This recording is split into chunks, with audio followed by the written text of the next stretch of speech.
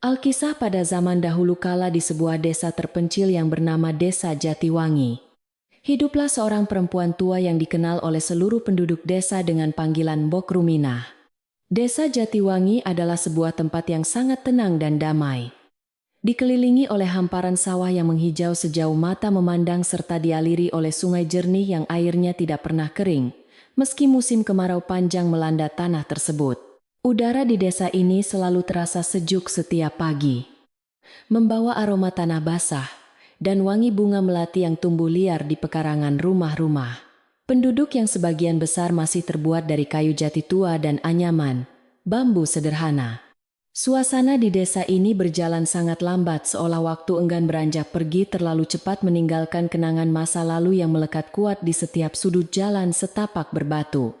Di ujung desa yang berbatasan langsung dengan hutan jati, berdiri sebuah rumah joglo tua yang dinding kayunya sudah mulai lapuk dimakan.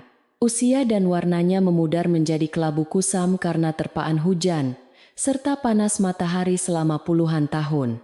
Rumah itu tampak sedikit miring, namun tetap berdiri kokoh menyangga atap genteng tanah liat yang sebagian sudah berlumut hijau pekat. Menandakan betapa lamanya bangunan itu menaungi penghuninya dari segala cuaca.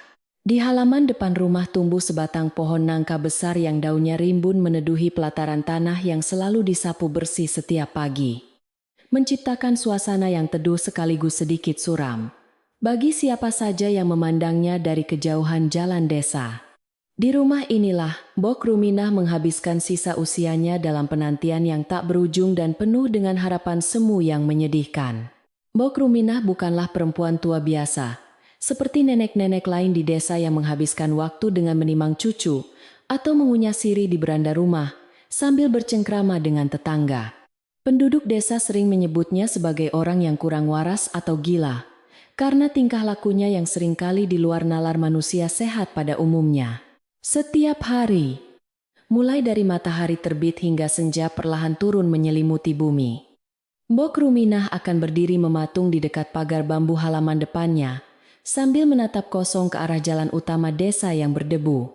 Bibirnya yang keriput dan pucat selalu komat-kamit membisikkan kata-kata yang tidak jelas. Seolah-olah ia sedang bercakap-cakap dengan angin yang berhembus, atau debu yang berterbangan di hadapannya, tanpa mempedulikan tatapan orang yang lewat, meskipun sering dianggap gila dan kehilangan akal sehat. Mbok Ruminah tidak pernah mengganggu siapapun atau berbuat onar yang merugikan para tetangga di sekitarnya. Kegilaannya adalah jenis kegilaan yang sunyi dan memilukan hati. Sebuah kegilaan yang lahir dari rasa rindu yang terlalu dalam dan tidak tertahankan lagi oleh jiwa yang rapuh. Ia sering terlihat tersenyum sendiri pada sehelai daun kering yang jatuh di bahunya. Mengira itu adalah sentuhan tangan anak lelakinya yang sudah lama pergi merantau dan tak kunjung pulang. Kadangkala ia akan tertawa lirih. Suara tawanya terdengar seperti gesekan bambu kering yang menyayat hati, membuat siapa saja yang mendengarnya merasa merinding sekaligus iba. Melihat kondisi perempuan tua yang hidup dalam dunia khayalannya sendiri itu, di dalam rumah joglo tua yang suram itu, Mbok Ruminah tidak tinggal sendirian melainkan ditemani oleh anak perempuannya yang bernama Sari. Sari adalah wanita muda yang memiliki hati seluas samudra dan kesabaran setebal dinding batu karang dalam merawat ibunya yang sakit jiwa tersebut. Setiap hari Sari harus bangun sebelum ayam jantan berkokok untuk menimba air dari sumur tua di belakang rumah, memasak nasi di tungku kayu bakar, dan memastikan ibunya sudah bersih serta makan dengan layak. Sari tidak pernah mengeluh sedikit pun meskipun lelah mendera tubuhnya. Ia menerima nasibnya dengan ikhlas sebagai bentuk bakti seorang anak kepada ibu yang telah melahirkannya ke dunia ini dengan susah payah. Wajah Sari selalu tampak tenang, meski gurat kelelahan jelas terlihat di bawah matanya yang sayu namun teduh. Pagi itu, kabut tipis masih menyelimuti desa Jatiwangi. Ketika Sari keluar dari dapur membawa nampan berisi sepiring nasi hangat dengan lauk ikan asin dan sayur, bening bayam kesukaan ibunya. Ia berjalan pelan menuju beranda depan tempat Mbok Ruminah, sudah duduk termenung menghadap jalanan sepi. Tubuh tuanya dibalut kain, jari kelusuh yang warnanya sudah pudar. Sari meletakkan nampan itu di atas meja kayu kecil di samping ibunya. Lalu dengan lembut ia menyentuh bahu wanita tua itu, untuk menyadarkannya dari lamunan panjang yang seolah tak berujung. Mbok Ruminah menoleh perlahan. Matanya yang rabun menatap wajah Sari, namun pikirannya sepertinya melayang jauh ke masa lalu. Mencari sosok lain yang tidak ada di sana. Dengan suara yang bergetar dan parau, Mbok Ruminah bertanya kepada Sari pertanyaan yang sama yang selalu ia tanyakan setiap pagi selama 10 tahun terakhir tanpa pernah bosan. Ia bertanya apakah Teguh, anak laki-laki kebanggaannya, sudah pulang dari kota, dan apakah Sari sudah menyiapkannya sarapan yang enak. Sari menelan ludah dengan susah payah menahan rasa perih di dadanya. Lalu tersenyum manis sambil menggelengkan kepala pelan dan menjawab dengan nada lembut, membujuk layaknya berbicara pada anak kecil. Sari berkata bahwa Mas Teguh belum pulang. Mungkin nanti sore atau besok pagi. Dan meminta ibunya untuk makan dulu agar nanti saat Teguh pulang. Ibunya terlihat segar dan sehat menyambutnya. Jawaban itu sepertinya cukup untuk menenangkan hati Mbok Ruminah yang gelisah. Setidaknya untuk sesaat sebelum ingatan tentang anaknya kembali menghantuinya nanti. Ia mulai menyuap nasi ke mulutnya dengan tangan yang gemetar. Sesekali butiran nasi terjatuh mengotori kebaya batiknya yang sudah longgar di tubuhnya yang semakin kurus kering. Sari dengan sabar memunguti butiran nasi itu dan membersihkan sudut bibir ibunya dengan ujung selendang. Memperlakukan ibunya seolah-olah ia adalah barang pecah belah yang sangat berharga dan rapuh. Bagi Sari, merawat ibunya bukan sekadar kewajiban, melainkan sebuah cara untuk menjaga satu-satunya keluarga yang ia miliki setelah ayahnya meninggal dunia bertahun-tahun yang lalu karena sakit keras. Desa Jatiwangi semakin siang semakin hidup dengan aktivitas para petani yang berangkat ke sawah memanggul cangkul dan ibu-ibu yang pergi ke pasar membawa bakul belanjaan. Beberapa orang yang lewat di depan rumah Mbok Ruminah terkadang berhenti sejenak untuk menyapa Sari yang sedang menyapu halaman. Namun tatapan mereka ke arah Mbok Ruminah seringkali bercampur antara rasa kasihan dan sedikit ketakutan. Mereka tahu sejarah kelam yang membuat Mbok Ruminah menjadi seperti ini. Sebuah tragedi masa lalu yang melibatkan kebakaran besar dan pengorbanan. Seorang ibu yang sayangnya tidak dihargai oleh waktu. Namun tidak ada yang berani membicarakan hal itu secara terbuka di depan Sari. Mereka hanya berbisik-bisik di warung kopi atau di pinggir sumur umum desa. Mbok Ruminah seringkali tiba-tiba bangkit dari duduknya dan berlari kecil menuju pagar saat mendengar suara deru mesin motor atau mobil yang jarang sekali melintas di desa itu. Ia akan melambaikan tangannya dengan semangat. Wajahnya berbinar penuh harap. Mengira kendaraan itu membawa pulang Teguh yang telah menjadi orang sukses di kota besar. Namun ketika kendaraan itu berlalu begitu saja meninggalkan debu yang beterbangan, bahu Mbok Ruminah akan turun lemas. Matanya meredup kembali, dan ia akan kembali duduk di bangku kayu panjang dengan tatapan kosong yang menyayat hati. Sari hanya bisa melihat pemandangan itu dari balik jendela dengan air mata yang tertahan. Berdoa dalam hati agar kakaknya benar-benar ingat jalan pulang. Rumah joglo tempat mereka tinggal sebenarnya menyimpan keindahan masa lalu yang kini tertutup oleh debu dan sarang laba-laba di sudut-sudut langit-langit yang tinggi. Lantai tegel bermotif bunga yang dulu selalu mengkilap kini terlihat kusam, meski Sari berusaha mengepelnya setiap hari. Karena usia bangunan yang memang sudah terlalu tua untuk dipertahankan tanpa biaya perbaikan yang besar. Di dinding ruang tamu tergantung foto-foto lawas berwarna hitam putih. Menampilkan sosok Mbok Ruminah saat masih muda, dan cantik bersanding dengan almarhum suaminya. Serta foto Teguh dan Sari saat masih kanak-kanak. Foto Teguh diletakkan di posisi paling tengah dan paling tinggi. Dibingkai dengan kayu jati ukir yang selalu dibersihkan oleh Mbok Ruminah sendiri setiap kali ia ingat. Siang hari yang terik biasanya membuat Mbok Ruminah mengantuk. Dan ia akan tertidur di atas balai-balai bambu di teras samping rumah yang anginnya semilir menyejukkan. Dalam tidurnya pun, ia sering mengigau memanggil nama Teguh. Tangannya menggapai-gapai udara, seolah ingin memeluk tubuh anaknya yang hilang entah kemana. Sari sering duduk di sampingnya sambil menjahit pakaian pesanan tetangga untuk menyambung hidup. Sesekali mengelap keringat di dahi ibunya dengan kain basah, agar tidurnya lebih nyenyak. Suara dengkuran halus ibunya berpadu dengan suara gesekan daun bambu di belakang rumah, menciptakan irama siang hari yang sunyi dan melankolis di rumah tua tersebut. Kehidupan ekonomi mereka sangat pas-pasan. Hanya mengandalkan hasil jahitan Sari dan sedikit hasil panen. Dari sepetak sawah peninggalan ayah yang kini digarap oleh orang lain dengan sistem bagi hasil. Namun Bok Ruminah tidak pernah mengerti tentang kesulitan uang atau beras yang menipis di lumbung. Baginya yang terpenting adalah kapan Teguh pulang membawa cerita sukses dari kota. Dalam pikiran Bok Ruminah yang terganggu, Teguh masihlah anak kecil yang manja yang selalu minta digendong dan didongengkan sebelum tidur. Bukan laki-laki dewasa yang sudah bertahun-tahun tidak mengirim kabar, apalagi uang untuk ibunya di desa. Ilusi ini begitu kuat mengakar dalam benaknya sehingga kenyataan pahit tidak mampu menembus dinding pertahanan jiwanya. Sore hari adalah waktu yang paling berat bagi Sari, karena pada saat itulah kecemasan Bok Ruminah biasanya memuncak seiring dengan matahari yang mulai condong ke barat. Langit yang berubah warna menjadi jingga kemerahan seringkali membuat Bok Ruminah ketakutan. Ia akan merengek seperti anak kecil, meminta lampu segera dinyalakan karena takut gelap akan menelan jalan pulang anaknya.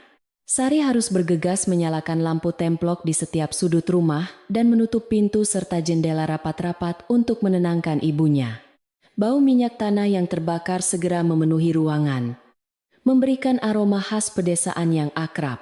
Namun juga menyesakan bagi mereka yang merindukan kebebasan dari rutinitas yang menjerat ini. Pada suatu senja yang sangat hening, ketika suara jangkrik mulai terdengar bersahutan dari balik rerumputan yang basah oleh embun sore, Bok Ruminah melakukan sesuatu yang membuat hati Sari teriris pedih. Ia mengeluarkan sebuah bungkusan kain lusuh dari bawah bantalnya, membukanya perlahan dengan tangan gemetar, dan memperlihatkan isinya yang berupa baju bayi tua yang sudah kuning dan berbau apek. Itu adalah baju pertama yang dipakai Teguh saat baru lahir puluhan tahun yang lalu. Benda yang selama ini dijaga Bok Ruminah melebihi nyawanya sendiri. Ia menciumi baju itu berkali-kali sambil menggumamkan tembang Jawa kuno yang nadanya mendayu-dayu penuh kesedihan. Seolah sedang menimang bayi yang nyata di pangkuannya. Nyanyian Bok Ruminah terdengar sampai ke jalan depan rumah, membuat Pak RT yang kebetulan lewat menghentikan langkahnya sejenak dan menggelengkan kepala prihatin. Pak RT tahu betapa besar pengorbanan Bok Ruminah dulu untuk menyekolahkan Teguh hingga sarjana, menjual sawah dan sapi, bahkan rela bekerja serabutan siang malam hingga jatuh sakit. Namun balasan yang diterima justru kesunyian panjang dan pengabaian, yang akhirnya merenggut kewarasan perempuan tua itu sedikit demi sedikit hingga tak bersisa. Pak RT hanya bisa menghela napas panjang dan melanjutkan langkahnya. Tidak tega mendengar lebih lama lagi lantunan tembang rindu yang menyayat hati dari balik dinding kayu rumah joglo tersebut. Malam pun tiba dengan sempurna, menyelimuti desa Jatiwangi dengan kegelapan pekat yang hanya diterangi oleh cahaya bulan samar-samar dan kelap-kelip lampu minyak dari rumah-rumah penduduk. Di ruang tengah rumah Mbok Ruminah, Sari menyiapkan makan malam sederhana berupa ubi rebus dan teh hangat tawar karena persediaan gula sudah habis sejak kemarin. Mereka makan dalam diam. Hanya suara denting piring dan gelas yang memecah keheningan malam yang panjang. Mbok Ruminah makan dengan lahap, meski menunya sangat sederhana. Sesekali ia tersenyum pada Sari dan berkata bahwa besok ia harus memasak ayam goreng, karena ia punya firasat kuat Teguh akan datang. Sari mengangguk pelan mengiyakan perkataan ibunya hanya untuk menyenangkan hatinya. Meskipun dalam hati, ia tahu bahwa kemungkinan itu sangat kecil, mengingat sudah 5 kali lebaran, Teguh tidak pernah menampakkan batang hidungnya. Sari membereskan piring kotor dan membawanya ke dapur belakang yang gelap, mencucinya dengan air dingin dari gentong tanah liat, sambil membiarkan air matanya menetes satu persatu ke dalam bak cucian. Ia merasa lelah. Bukan lelah fisik, melainkan lelah batin menghadapi ketidakpastian dan harapan kosong yang setiap hari dicekokkan oleh ibunya. Namun rasa cintanya kepada sang ibu membuatnya bertahan, menelan semua kepahitan itu sendirian, tanpa pernah mengeluh kepada siapapun. Selesai makan, Sari menuntun Bok Ruminah masuk ke dalam kamarnya yang sederhana, membaringkannya di atas kasur kapuk yang sudah kempes, namun tetap bersih dan wangi jemuran matahari.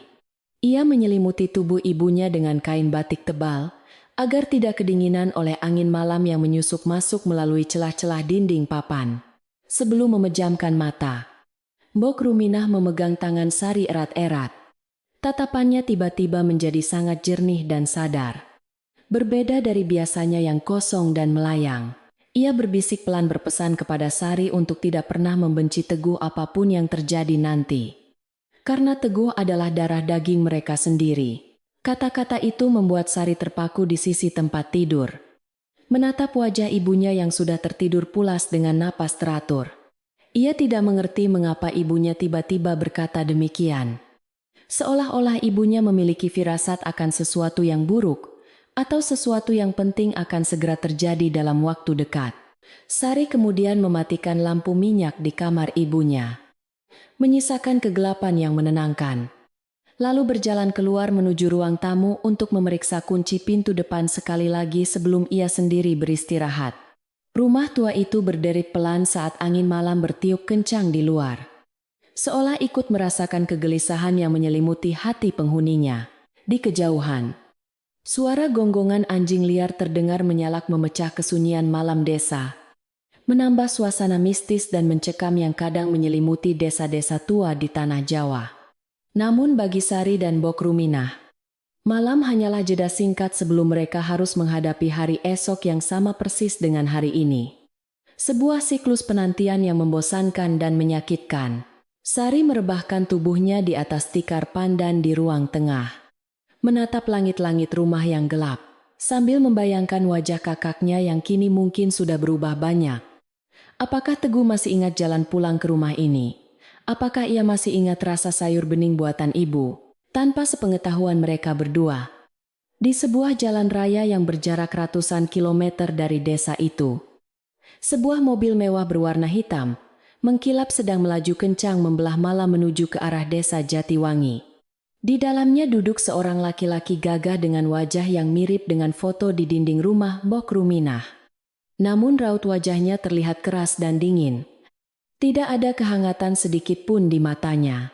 Di sebelahnya duduk seorang wanita cantik bergincu merah menyala yang tampak tidak nyaman dengan perjalanan jauh tersebut. Sesekali mengeluh tentang jalanan yang rusak dan gelap. Takdir sedang bergerak perlahan namun pasti, membawa badai yang akan mengguncang ketenangan rumah joglo tua dan hati penghuninya yang rapuh. Malam semakin larut dan desa benar-benar tertidur lelap dalam dekapan alam yang sunyi. Hanya suara aliran sungai di kejauhan yang terdengar konstan seperti detak jantung bumi yang tidak pernah berhenti. Mbok Ruminah dalam tidurnya tersenyum lebar. Bermimpi sedang menggendong Teguh kecil di tengah ladang bunga matahari yang kuning cerah. Sebuah mimpi indah yang menjadi pelarian dari kenyataan pahit hidupnya sebagai orang gila yang terbuang. Dan begitulah hari-hari berlalu di desa Jatiwangi. Menyimpan sejuta kisah pilu di balik dinding-dinding rumah yang diam membisu. Menunggu waktu untuk menyingkapkan segala rahasia yang terpendam. Suara deru mesin mobil yang halus namun terdengar asing memecah keheningan pagi di desa Jatiwangi yang biasanya hanya diisi oleh kicauan burung dan suara ayam berkokok. Debu jalanan desa yang kering seketika berterbangan ke udara, menciptakan kabut cokelat tipis saat roda-roda karet yang hitam mengkilap itu melindas bebatuan kali yang menjadi dasar jalan utama desa. Para tetangga yang sedang menyapu halaman atau bersiap ke ladang seketika menghentikan aktivitas mereka. Mata mereka terbelalak penuh rasa, ingin tahu melihat sebuah kendaraan mewah berwarna hitam legam perlahan memasuki pelataran rumah joglo tua milik Mbok Ruminah. Kendaraan itu tampak sangat kontras dengan lingkungan sekitarnya yang sederhana dan kumuh. Seperti sebuah benda asing yang jatuh dari langit ke tengah-tengah pemukiman penduduk yang hidup serba pas-pasan. Sari yang sedang menimba air di sumur belakang, terkejut mendengar suara klakson yang dibunyikan pendek namun tegas. Sebuah suara yang memerintah dan menuntut perhatian segera. Ia melepaskan tali timba dan berlari kecil, menuju halaman depan sambil mengelap tangannya yang basah ke kain jarik yang dipakainya. Jantungnya berdegup kencang. Antara takut ada penagih hutang yang salah alamat atau harapan yang selama ini dipendamnya menjadi kenyataan. Di beranda depan, Bok Rumina sudah lebih dulu berdiri. Tubuh rentanya gemetar hebat bukan karena takut, melainkan karena naluri keibuannya yang tajam merasakan kehadiran darah dagingnya yang telah lama hilang ditelan. Hiruk pikuk kota besar. Pintu mobil mewah itu terbuka perlahan. Dan keluarlah sosok laki-laki tinggi tegap mengenakan kemeja batik sutra yang licin dan celana bahan yang rapi tanpa setitik pun noda debu. Wajahnya bersih terawat. Rambutnya disisir rapi ke belakang dengan minyak rambut yang aromanya semerbak hingga tercium oleh Sari yang berdiri terpaku di ambang pintu. Itu adalah Teguh. Namun bukan Teguh kecil yang dulu sering berlari telanjang kaki, mengejar layang-layang di pematang sawah. Teguh yang berdiri di hadapan mereka kini adalah sosok asing yang memancarkan aura kekayaan dan kesuksesan. Namun juga membawa hawa dingin yang membuat jarak di antara mereka terasa membentang ribuan kilometer jauhnya. Mata Mbok Ruminah berbinar seketika. Air mata kerinduan yang selama bertahun-tahun terbendung, kini tumpah membasahi pipinya yang keriput seperti sungai yang meluap di musim hujan.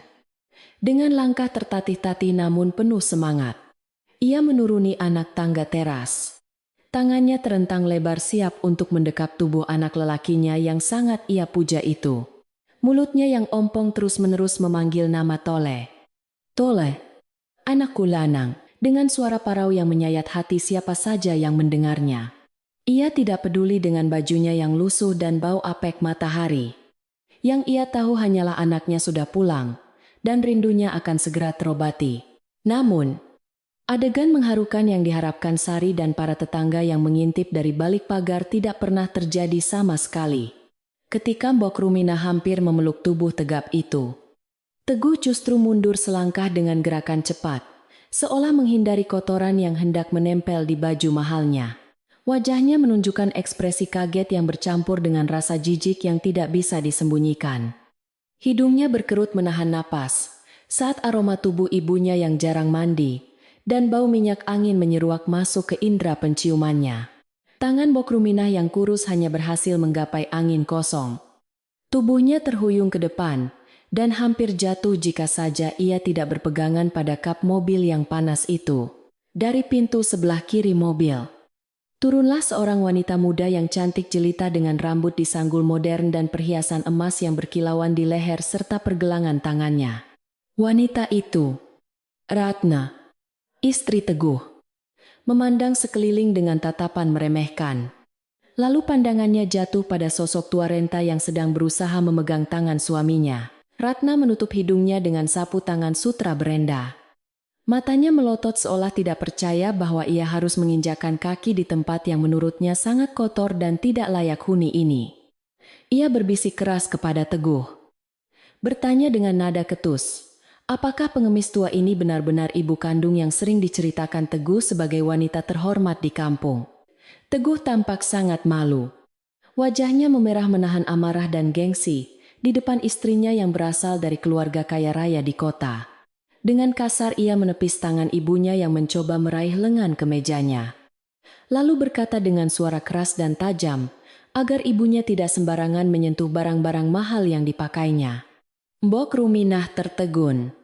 Senyum di wajahnya perlahan memudar digantikan oleh kebingungan yang mendalam.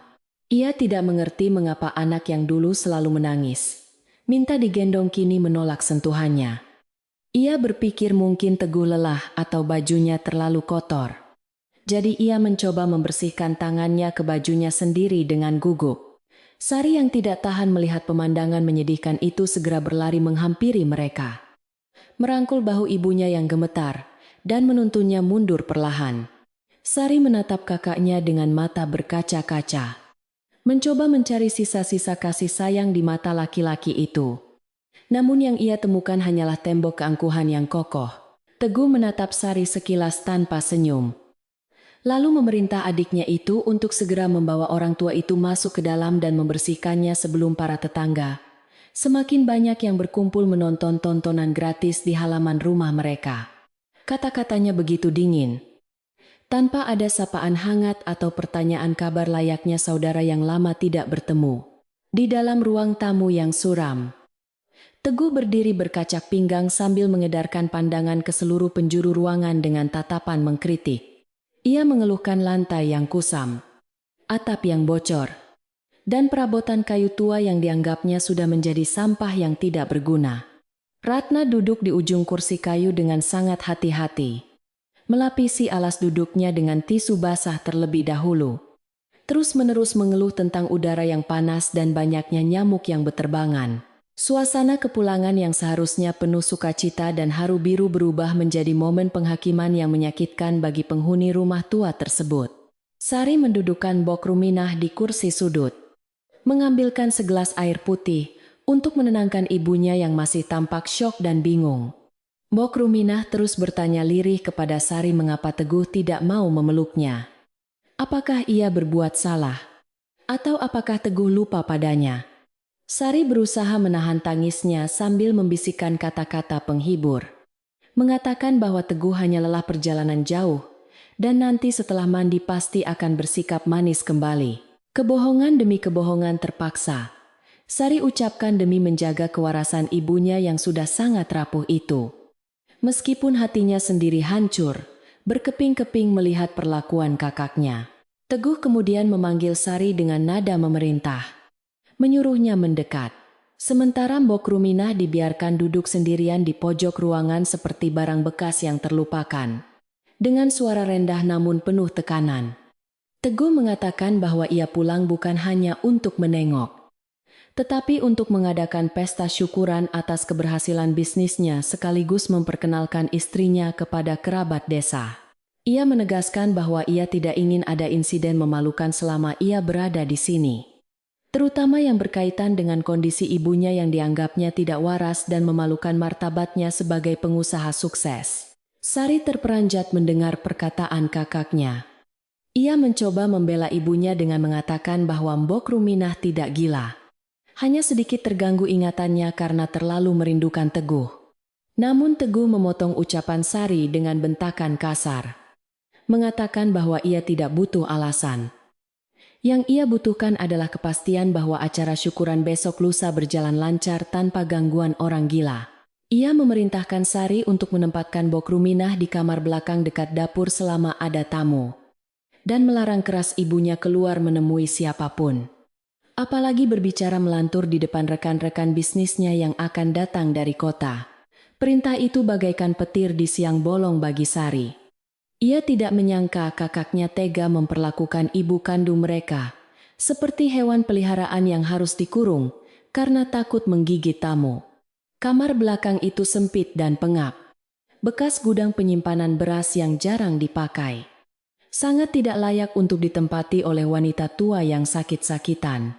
Namun melihat sorot mata Teguh yang berapi-api dan sikap Ratna yang terus memanas-manasi suaminya, Sari tidak punya pilihan lain selain mengangguk lemah tanda setuju, demi menghindari keributan yang lebih besar yang bisa menyakiti fisik ibunya. Sementara itu, kabar kepulangan Teguh dengan mobil mewah dan istri cantik segera menyebar ke seluruh penjuru desa Jatiwangi, secepat kilat menyambar pohon kelapa. Para tetangga mulai berdatangan satu persatu ke halaman rumah, membawa gula, alke, atau sekadar pisang goreng sebagai bentuk sopan santun, menyambut warga yang baru pulang dari perantauan. Namun Teguh enggan menemui mereka semua. Ia hanya menyuruh sopir pribadinya untuk membagikan uang pecahan besar kepada siapa saja yang datang, agar mereka cepat pulang dan tidak berlama-lama mengotori teras rumahnya. Sikap sombong ini mulai menanamkan benih ketidaksukaan di hati warga desa yang menjunjung tinggi nilai kekeluargaan dan kesederhanaan. Sore harinya, ketika matahari mulai condong ke barat dan sinarnya menyusup masuk melalui celah dinding papan, Pak Lebe, tetua agama yang sangat dihormati di desa itu, datang berkunjung. Pak Lebe adalah orang yang dulu memimpin doa saat ayah Teguh meninggal, dan juga yang sering memberi nasihat kepada Teguh saat masih muda. Dengan tongkat kayunya, Pak Lebe berjalan pelan memasuki halaman, berharap bisa bertemu dengan anak didiknya yang kini telah menjadi orang hebat. Sari menyambut Pak Lebe dengan ramah dan mempersilakannya duduk di beranda. Sementara Teguh keluar dengan wajah masam karena merasa terganggu waktu istirahatnya. Pak Lebe tersenyum arif melihat Teguh, mengucapkan selamat atas kesuksesannya, dan mendoakan agar rezekinya semakin berkah. Namun, mata tua Pak Lebe yang tajam segera menangkap keganjilan di rumah itu. Ia tidak melihat Mbok Ruminah menyambut tamunya seperti biasa. Dan ia merasakan aura ketegangan yang pekat, dengan nada bicara yang halus dan penuh kiasan. Pak Lebe mulai menasehati Teguh tentang pentingnya memuliakan orang tua, bahwa surga anak berada di telapak kaki ibu, dan seburuk apapun kondisi orang tua, mereka adalah keramat hidup yang harus dijaga. Pak Lebe mengingatkan pepatah lama kacang mangsa ninggalan jaran, yang artinya sifat anak tidak jauh dari orang tuanya, dan jangan sampai menjadi kacang lupa kulitnya. Teguh mendengarkan nasihat itu dengan telinga merah dan rahang mengeras. Ia merasa digurui oleh orang tua kampung yang tidak tahu apa-apa tentang dunia modern dan bisnis besar. Dengan angkuh ia menjawab bahwa ia sudah mengirim uang setiap bulan, lewat perantara pos padahal uang itu jarang sampai, karena ia sering lupa. Dan baginya itu sudah lebih dari cukup sebagai bentuk bakti. Ia berdalih bahwa ibunya sakit jiwa dan membahayakan. Jadi wajar jika ia harus bertindak tegas demi kebaikan bersama. Teguh bahkan menyindir Pak Lebe agar tidak terlalu mencampuri urusan rumah tangga orang lain dan lebih baik mengurus masjid saja. Pak Lebe terdiam mendengar jawaban yang begitu kasar dan tidak sopan dari mulut Teguh. Ia menggelengkan kepala perlahan dengan rasa prihatin yang mendalam. Ia menatap mata Teguh lekat-lekat, seolah ingin melihat apakah masih ada setitik nurani yang tersisa di dalam sana. Lalu berkata lirih bahwa harta bisa dicari. Namun, doa ibu yang tulus tidak bisa dibeli dengan emas permata sebanyak apapun. Setelah itu, Pak Lebe pamit undur diri tanpa menyentuh suguhan minuman yang disediakan. Meninggalkan Teguh yang masih berdiri dengan dada membusung penuh kesombongan di teras rumahnya yang mulai temaram. Malam harinya, suasana rumah joglo itu terbagi menjadi dua dunia yang sangat berbeda dan kontras. Di ruang depan dan kamar utama yang baru saja dibersihkan, lampu-lampu terang benderang dinyalakan. Teguh dan Ratna menikmati makan malam mewah yang mereka bawa dari kota berupa daging steak dan buah-buahan impor. Mereka tertawa-tawa membicarakan rencana renovasi rumah tua itu menjadi villa modern dengan kolam renang, tanpa mempedulikan nilai sejarah dan kenangan yang ada di setiap sudut bangunan tersebut. Suara tawa mereka terdengar asing dan menyakitkan di tengah kesunyian malam desa. Sementara itu, di bagian belakang rumah, tepatnya di dapur yang berlantai tanah dan remang-remang, Sari duduk menemani Mbok Ruminah makan nasi, berlauk tempe sisa kemarin. Mbok Ruminah makan dengan lahap. Sesekali ia berhenti dan menunjuk ke arah ruang depan, bertanya dengan polos apakah Teguh sedang makan enak, dan apakah ia boleh membawakan sambal terasi buatannya ke sana. Sari dengan lembut menahan tangan ibunya, mengatakan bahwa Teguh sedang sibuk bekerja, dan tidak boleh diganggu. Mbok Ruminah mengangguk patuh seperti anak kecil.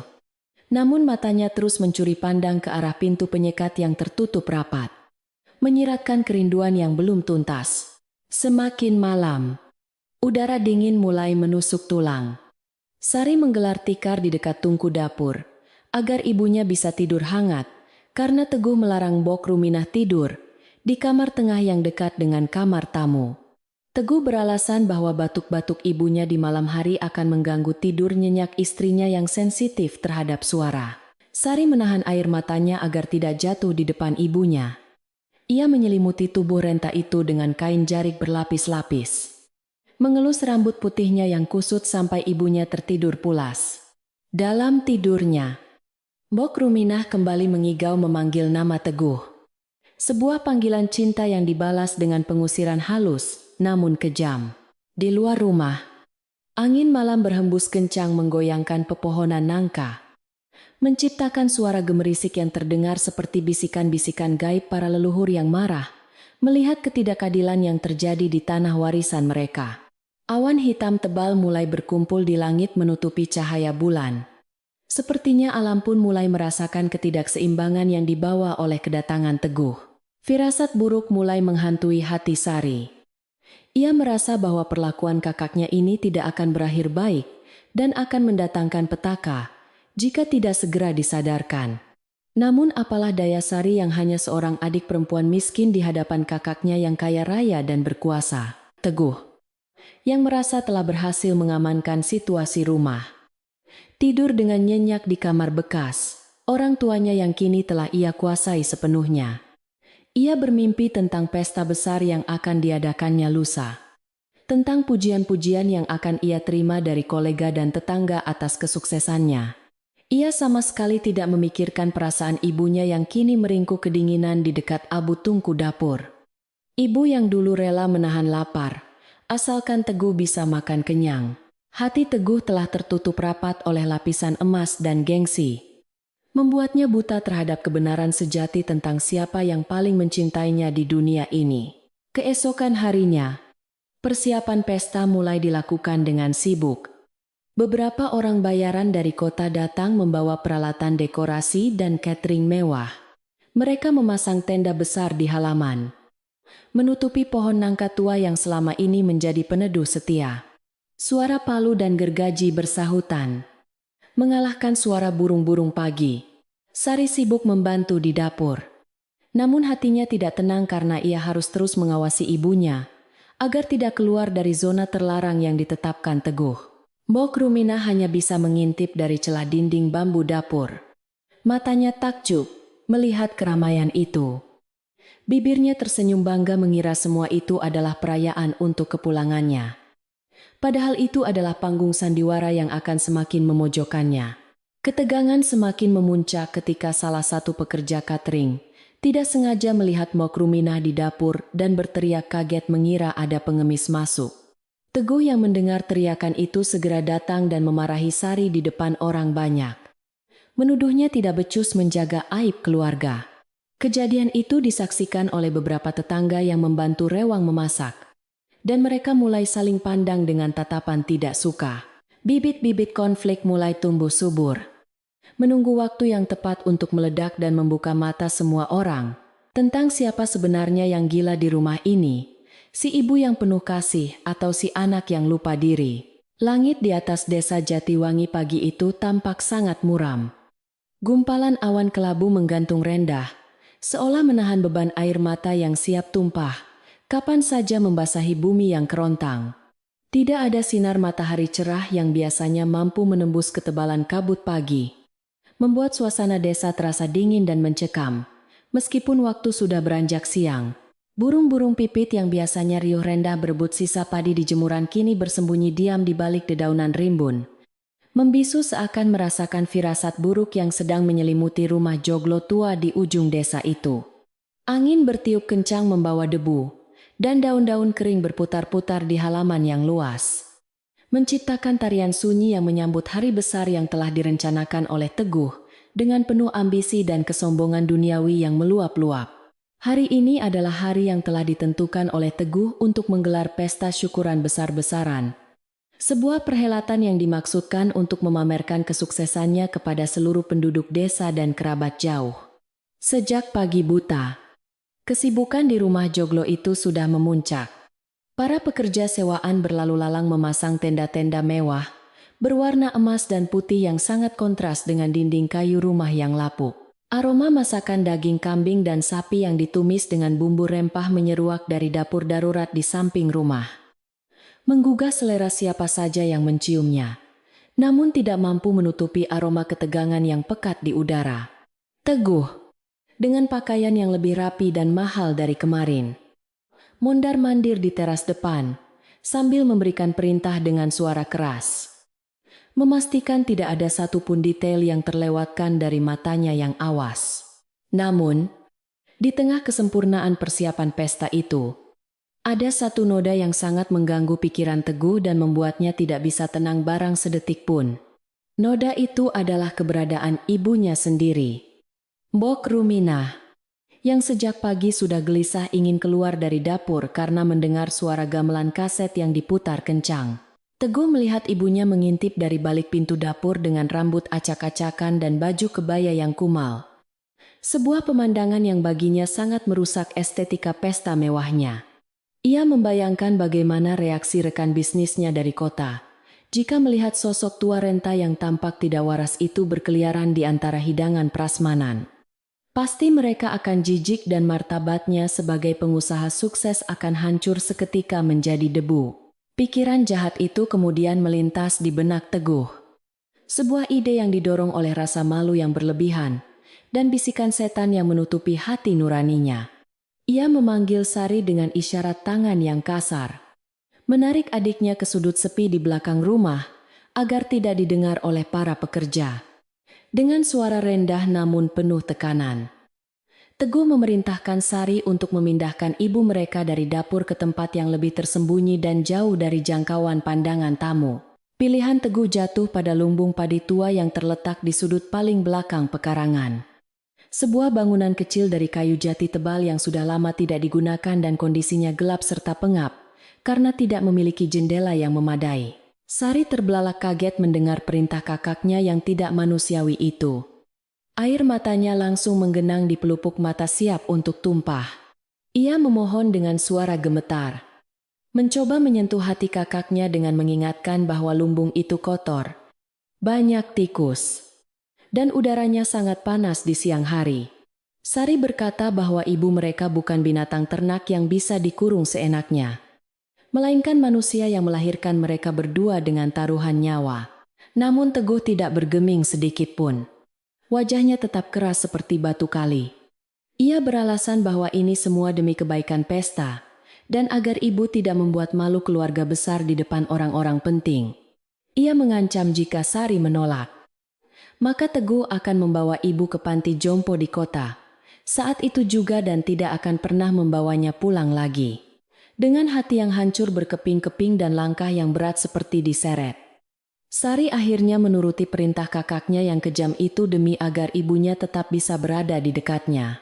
Ia masuk ke dapur dan membujuk Mbok Ruminah dengan lembut. Mengarang cerita bohong bahwa di lumbung padi ada kejutan istimewa yang disiapkan Teguh khusus untuk ibunya. Mbok Ruminah yang polos dan pikirannya seperti anak kecil langsung percaya. Wajahnya berbinar senang, mengira anaknya benar-benar menyayanginya. Ia mengangguk antusias dan membiarkan tangannya dituntun oleh Sari berjalan melewati halaman belakang yang becek menuju bangunan lumbung padi yang berdiri suram di bawah naungan pohon bambu yang rimbun. Ketika pintu lumbung padi yang berat itu dibuka, bau apek yang menyengat hidung langsung menyambut mereka. Aroma debu tua dan sisa jerami kering yang sudah bertahun-tahun tidak tersentuh matahari. Ruangan di dalamnya sempit dan gelap gulita. Hanya sedikit cahaya yang masuk melalui celah-celah papan dinding yang renggang. Sari buru-buru menggelar tikar pandan yang dibawanya di atas lantai kayu yang berdebu. Meletakkan bantal dan selimut tebal, serta menaruh botol air minum dan piring berisi makanan. Ia berusaha menahan isak tangisnya agar ibunya tidak curiga. Tangannya gemetar saat merapikan tempat tidur darurat itu. Mbok Ruminah duduk dengan patuh di atas tikar. Matanya menatap sekeliling dengan heran, namun tetap tersenyum karena percaya pada ucapan Sari. Sari kemudian berpamitan dengan alasan harus membantu memasak di depan. Ia memeluk ibunya erat-erat seolah itu adalah pelukan perpisahan terakhir. Ia berbisik meminta maaf berkali-kali di telinga ibunya. Sebuah permintaan maaf yang tidak dimengerti oleh Mbok Ruminah yang hanya mengelus punggung Sari dengan sayang. Saat Sari melangkah keluar dan menutup pintu kayu tebal itu dari luar, bunyi gerendel besi yang dikunci terdengar sangat nyaring dan menyakitkan di telinga, seolah mengunci mati hati nurani seluruh penghuni rumah itu. Sari menyandarkan tubuhnya di pintu lumbung, menangis tanpa suara, membiarkan air matanya jatuh membasahi tanah kering di bawah kakinya.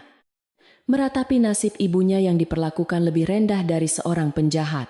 Di teras depan, Teguh menarik napas lega setelah melihat Sari kembali dengan wajah sembab dan mengangguk pelan sebagai tanda tugas sudah dilaksanakan. Ia merasa beban berat di pundaknya telah terangkat. Kini rumahnya bersih dari pemandangan yang memalukan, dan ia siap menyambut tamu dengan kepala tegak.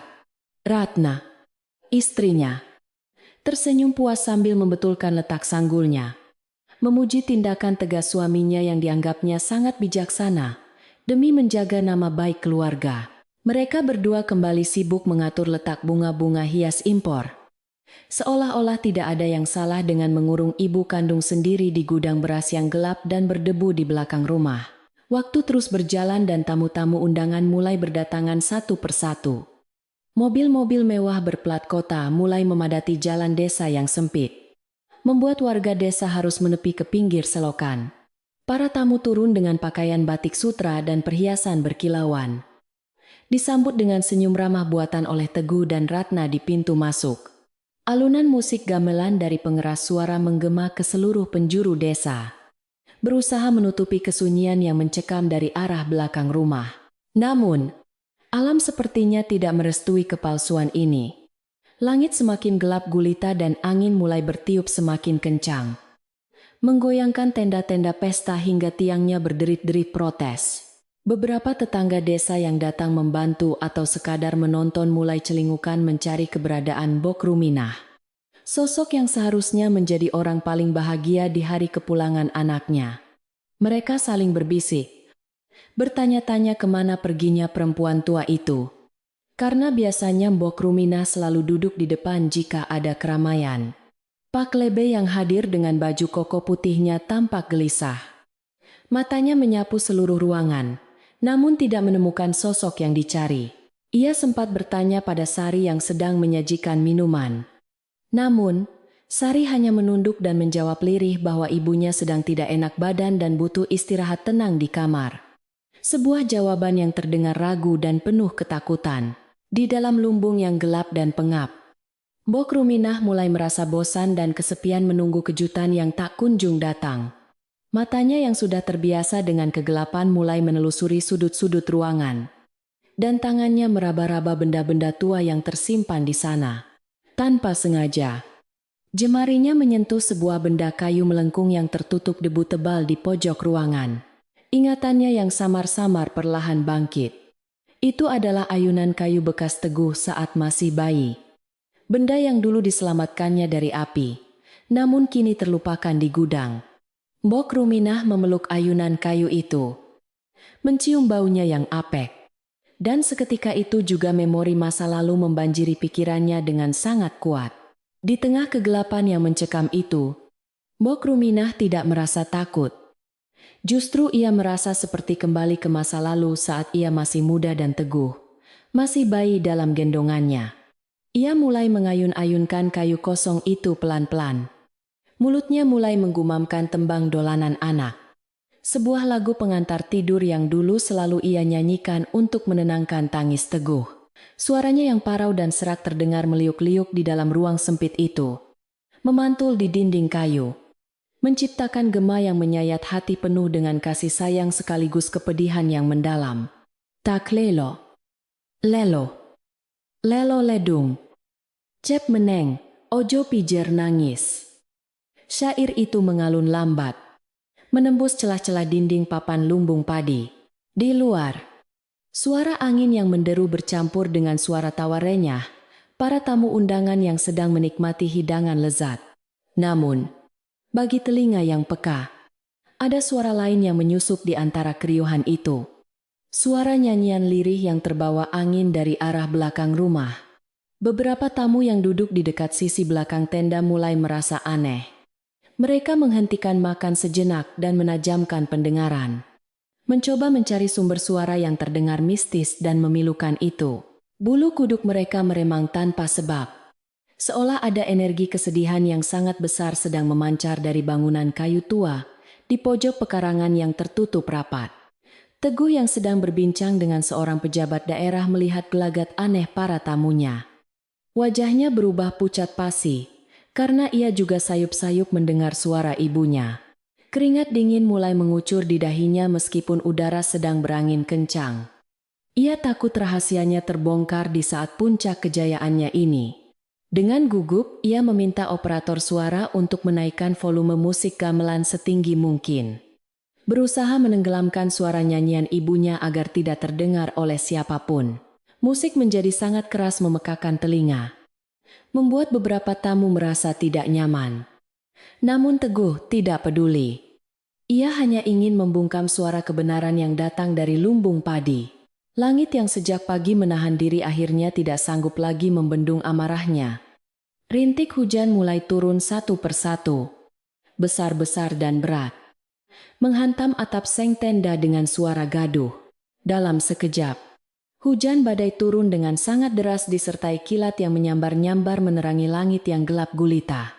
Para tamu berlarian mencari tempat berteduh yang lebih aman.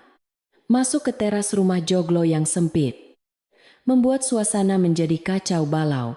Dekorasi bunga-bunga mahal rusak diterjang angin. Piring-piring makanan basah kuyup terkena air hujan. Pesta yang dirancang sempurna itu hancur berantakan dalam hitungan menit oleh kekuatan alam. Di tengah kekacauan hujan badai itu, suara musik gamelan mati mendadak karena listrik padam, tersambar petir di gardu desa. Keheningan tiba-tiba menyergap. Hanya suara hujan deras dan guntur yang terdengar. Dan di saat itulah, suara dari lumbung padi terdengar semakin jelas dan lantang, menembus suara hujan. Mbok Ruminah di dalam sana tidak tahu ada badai. Ia justru merasa panasnya api masa lalu sedang mengepungnya kembali. Ilusinya semakin nyata. Ia berteriak memanggil nama Teguh. Bukan untuk minta tolong, tapi berteriak teguh, "Awas api. Nak, ibu akan lindungi kamu." Teriakan itu disusul dengan nyanyian Nina Bobo yang semakin keras dan histeris. Seolah ia sedang menenangkan bayi di tengah kobaran api neraka. Sari yang berada di dapur tidak sanggup lagi menahan rasa bersalahnya. Ia menutup telinganya sambil menangis terseduh-seduh di lantai tanah. Ia tahu ibunya sedang mengalami trauma masa lalu. Kilatan petir yang masuk lewat celah papan pasti dianggap ibunya sebagai jilatan api kebakaran yang dulu pernah menghanguskan rumah mereka. Sari ingin berlari membuka pintu lumbung, tapi kakinya lemas seolah tak bertulang karena ketakutan pada kakaknya. Sementara itu, di ruang tamu yang padat oleh orang-orang yang berteduh, semua mata kini tertuju ke arah belakang rumah, ke arah sumber suara teriakan dan nyanyian yang memilukan hati itu. Pak Lebe berdiri tegak di tengah kerumunan tamu yang bingung. Wajah tuanya tampak sangat serius dan berwibawa. Ia menatap tajam ke arah Teguh yang berdiri mematung dengan wajah ketakutan di sudut ruangan. Pak Lebe tahu saatnya telah tiba. Kebenaran tidak bisa lagi disembunyikan di balik dinding lumbung atau di balik tumpukan uang. Ia mengangkat tangannya meminta semua orang tenang mendengarkan suara itu. "Dengarkan," kata Pak Lebe lantang mengalahkan suara hujan. "Itu bukan suara orang gila. Itu adalah suara seorang ibu yang sedang bertaruh nyawa dalam ingatannya demi anaknya." Semua orang terdiam. Suasana menjadi hening mencekam. Suara Mbok Ruminah terdengar lagi. Kali ini lebih lirih. Menyanyikan bait terakhir tembang tidur dengan nada yang sangat sedih dan pasrah. "Anakku lanang, bagus dewe. Mesuk dadi orang mulia. Anak laki-lakiku, paling tampan sendiri. Kelak jadi orang mulia." Kata-kata itu menampar wajah Teguh lebih keras daripada tamparan fisik manapun. Di luar, petir menyambar pohon kelapa di kejauhan dengan suara menggelegar. Seolah menjadi palu hakim yang mengetuk tanda bahwa persidangan hati nurani baru saja dimulai. Dan terdakwa utamanya adalah sang anak yang lupa diri. Pintu lumbung padi itu tiba-tiba bergedor keras dari dalam. Mbok Ruminah mungkin terjatuh atau menabrak pintu dalam kegelapan ilusinya. Suara gedoran itu membuat hati siapapun yang mendengarnya ngilu. Sari akhirnya tidak peduli lagi dengan ancaman kakaknya. Ia bangkit berdiri dengan sisa tenaganya, menyeka air matanya dengan kasar, dan berlari menerobos hujan menuju lumbung padi. Beberapa tetangga laki-laki yang sadar situasi segera menyusul Sari, meninggalkan Teguh yang masih terpaku dalam kehancuran egonya. Rahasia kelam yang selama ini tertutup rapat di desa Jatiwangi kini perlahan terbuka lebar di hadapan semua orang. Diiringi oleh tangisan langit yang tak kunjung reda. Hujan deras yang mengguyur desa Jatiwangi seolah menjadi tirai air raksasa yang memisahkan dunia nyata yang kejam dengan dunia kenangan yang menyakitkan di dalam lumbung padi. Sari berlari tertatih-tatih menembus lumpur pekarangan belakang. Kakinya beberapa kali terperosok ke dalam genangan air koklat. Namun ia bangkit kembali tanpa mempedulikan rasa perih di lututnya. Gaun sederhananya basah kuyup melekat di tubuh. Rambutnya lepek menutupi sebagian wajahnya yang basah oleh air hujan dan air mata yang bercampur baur. Di belakangnya, beberapa tetangga laki-laki mengikuti dengan langkah cepat. Wajah mereka tegang penuh kekhawatiran karena suara teriakan dari dalam lumbung semakin terdengar histeris dan memilukan hati. Seolah ada nyawa yang sedang tercabut paksa di dalam sana. Sesampainya di depan pintu lumbung yang terbuat dari kayu jati tebal, jari-jari Sari yang gemetar hebat, kesulitan memasukkan anak kunci ke dalam lubang gembok besi yang sudah berkarat.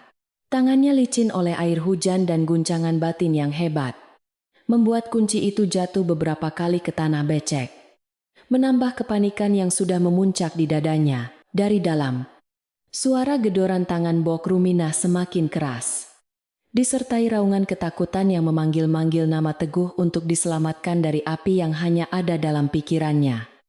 Seorang tetangga yang tidak sabar akhirnya membantu Sari mengambil kunci itu dan dengan sekali sentakan, kuat berhasil memutar mekanisme besi tua itu hingga terdengar bunyi klik yang melegakan.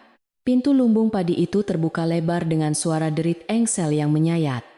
Dan seketika itu juga bau apek dari dalam ruangan bertabrakan dengan udara segar yang membawa aroma tanah basah. Cahaya kilat yang menyambar di langit menerangi bagian dalam lumbung dalam sekejap, memperlihatkan pemandangan yang membuat semua orang yang melihatnya menahan napas karena ngeri dan iba.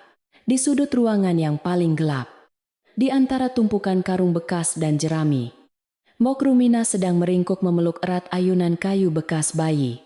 Tubuhnya gemetar hebat. Matanya terbelalak liar menatap ke arah pintu, seolah melihat monster api yang siap menelannya bulat-bulat. Bukan melihat anak dan tetangganya yang datang menolong. "Jangan masuk panas, apinya panas," teriak Bok Ruminah dengan suara serak. Tangannya mengibas-ngibas udara di depannya, seolah sedang mengusir jilatan api yang tak kasat mata. Ia mendekap ayunan kayu itu semakin erat ke dadanya, melindunginya dengan tubuh rentanya sendiri. Persis seperti seekor induk ayam yang melindungi anak-anaknya dari serangan elang. Teguh tidur. Este. Teguh tidur. Ibu di sini. Ibu jadi tameng, gumamnya kemudian. Berubah drastis dari teriakan menjadi bisikan lembut, namun penuh keputusasaan.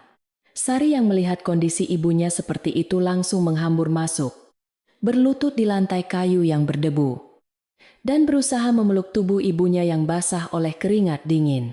Teguh, yang sejak tadi berdiri terpaku di teras belakang rumah di bawah naungan atap yang bocor, akhirnya melangkahkan kakinya mendekat seolah ditarik oleh kekuatan gaib yang tak bisa dilawannya.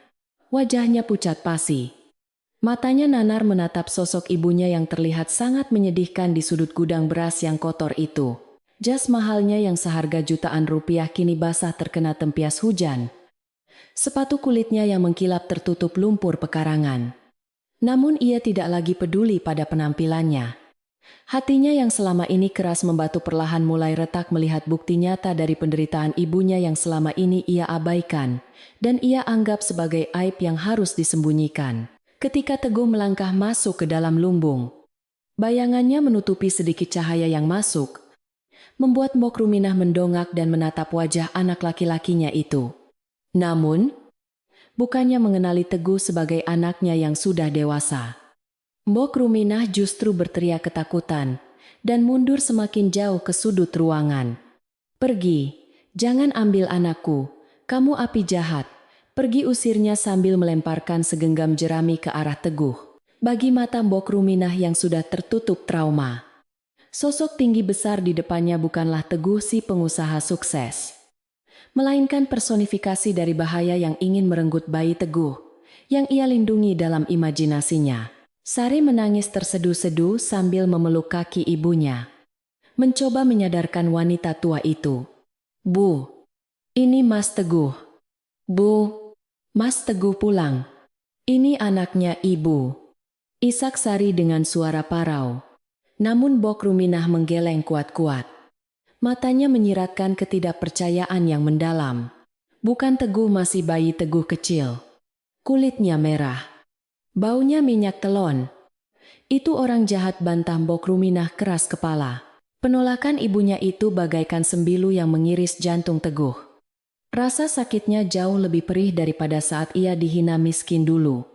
Ia sadar, ia telah menjadi orang asing, bahkan menjadi musuh di mata wanita yang melahirkannya, karena ia terlambat pulang dan terlambat peduli. Di saat suasana dipenuhi kebingungan dan tangisan, Pak Lebe muncul dari kerumunan tamu yang ikut mendekat ke lumbung padi. Tongkat kayunya mengetuk lantai papan dengan tegas. Wajah tuanya basah oleh air hujan. Namun sorot matanya tajam penuh wibawa, menatap Teguh yang berdiri mematung. Pak Lebe mengangkat tangannya, meminta semua orang diam. Membiarkan suara hujan menjadi latar belakang kisah yang akan ia sampaikan. Sudah saatnya kamu tahu. Teguh, sudah saatnya semua orang tahu kenapa ibumu menjadi seperti ini. Suara Pak Lebe terdengar berat, namun jelas. Menembus gemuruh guntur yang bersahutan di langit. 30 tahun yang lalu. Pak Lebe memulai ceritanya. Matanya menerawang jauh ke masa silam. Desa ini mengalami kebakaran hebat di musim kemarau panjang. Rumahmu adalah yang pertama terbakar karena angin kencang menyambar dapur. Para tamu undangan yang sebagian besar orang kota terdiam. Mereka merapat mendengarkan kisah tragedi yang belum pernah mereka dengar sebelumnya. Ratna, istri Teguh, menutup mulutnya dengan tangan. Wajahnya yang tadi angkuh kini berubah menjadi pias ketakutan. Membayangkan kengerian api yang diceritakan. Saat itu ayahmu sedang di sawah. Kamu masih bayi merah yang tidur di ayunan itu. Lanjut Pak Lebe sambil menunjuk ayunan kayu butut di pelukan Mbok Ruminah. Api membesar sangat cepat. Melahap dinding bambu rumahmu dalam hitungan detik. Ibumu sedang di sumur mencuci. Ketika ia melihat api, ia tidak lari menyelamatkan diri atau harta bendanya. Ia justru menerobos masuk ke dalam kobaran api yang sudah mengepung kamar tidurmu. Suara Pak Lebe bergetar menahan emosi. Teguh menahan napas. Dadanya terasa sesak, seolah asap kebakaran masa lalu itu kini memenuhi paru-parunya. Ia menatap ibunya dengan pandangan baru. Melihat bekas luka bakar samar di lengan dan leher ibunya yang tertutup keriput. Luka yang selama ini ia anggap sebagai penyakit kulit biasa karena kurang kebersihan. Atap rumahmu runtuh. Balok kayu berapi jatuh, menghalangi jalan keluar. Ibumu mendekapmu, membungkusmu dengan kain basah yang ia robek dari jariknya sendiri. Ia menjadikan punggungnya sebagai perisai. Membiarkan kulitnya terpanggang panasnya api demi agar kamu tidak tersentuh lidah api sedikit pun. Lanjut, Pak Lebe. Dengan air mata menetes di pipinya yang keriput. Dia terperangkap di sana selama berjam-jam sampai warga berhasil memadamkan api. Ketika kami menemukannya, dia pingsan memelukmu. Punggungnya melepuh. Tapi kamu tidur nyenyak tanpa luka sedikit pun. Teguh, kamu selamat karena tubuh ibumu yang menjadi tamengnya. Semua orang di sana tertegun. Hening yang mencekam menyelimuti lumbung padi itu. Suara tangis Sari semakin keras. Ia mencium tangan ibunya yang kasar itu berkali-kali. Pak Lebe melanjutkan. Sejak saat itu, kewarasan ibumu terganggu. Panas api itu tidak hanya membakar kulitnya, tapi juga membakar sebagian ingatannya. Ayahmu meninggal tak lama kemudian karena sakit jantung akibat syok kehilangan rumah. Ibumu berjuang sendirian membesarkanmu dengan sisa-sisa kesadarannya. Dia gila bukan karena kutukan. Dia gila karena saking besarnya cintanya padamu. Dia menukar akal sehatnya demi nyawamu.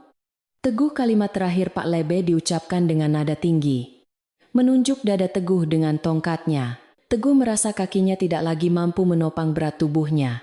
Kebenaran itu menghantamnya laksana batu besar yang dijatuhkan dari tebing tinggi.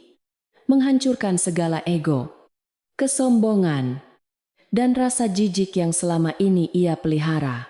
Ia teringat betapa ia sering memarahi ibunya yang suka bicara sendiri. Padahal ibunya sedang berbicara dengan masa lalu yang traumatis demi melindunginya. Ia teringat betapa ia malu pada ibunya. Padahal ibunya adalah pahlawan yang memberinya kesempatan hidup kedua. Rasa bersalah yang teramat sangat meledak di dalam dadanya. Membuatnya sesak napas dan pandangannya kabur oleh air mata. Tanpa mempedulikan celana mahalnya yang kotor atau tatapan para tamu terhormat. Teguh menjatuhkan dirinya ke lantai lumbung yang berdebu. Ia merangkak mendekati ibunya. Bersimpuh di kaki wanita tua yang dekil itu. Ibu. Ampun. Bu. Ampun. Ratap Teguh dengan suara yang pecah. Tangisnya meledak seperti anak kecil. Ia membenamkan wajahnya di pangkuan ibunya. Memeluk kaki kurus yang penuh varises itu. Teguh salah. Bu. Teguh anak durhaka. Teguh lupa siapa yang kasih nyawa. Raungnya pilu. Suara tangisan seorang laki-laki dewasa yang penuh penyesalan itu membuat hati siapapun yang mendengarnya ikut teriris. Bok Ruminah yang tadinya ketakutan perlahan-lahan menjadi tenang melihat laki-laki itu menangis di pangkuannya. Naluri keibuannya yang tidak pernah hilang meski akal sehatnya pergi. Mulai mengenali getaran kesedihan itu. Ia tidak lagi melihat api atau monster.